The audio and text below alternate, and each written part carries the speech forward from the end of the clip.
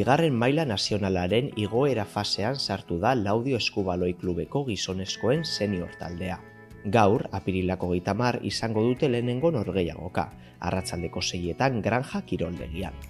Arabako lehenengo sailkatu bezala klasifikatu gara txapelketa honetara, eta beste barik, Arabako federazioak plazaratu zigun txapelketa honetara jolasteko aukera, eta gunola ez, baietz esan genuen, eta horixe. Txapelketa hau da, bigarren maila nazionalera, hau da Euskal Ligara igotzeko aukera ematen duen txapelketa.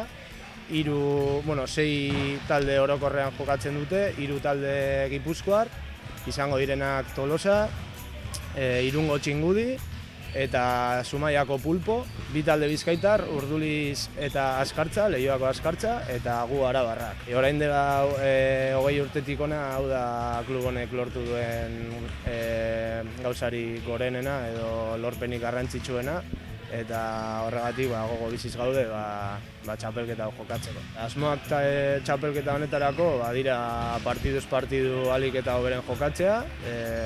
Uste dut maila nahiko ona daukagula, izan ere azkenengo urtetatik ona taldearen maila nahiko igo da.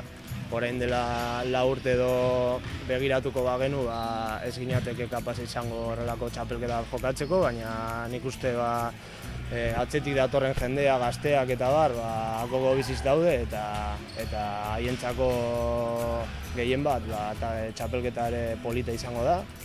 Eta helburuak egia esan da hori, partiduz partidu ahalik eta hoberen jokatzea, Laudio izena ahalik eta gorenen ustea eta beste barik.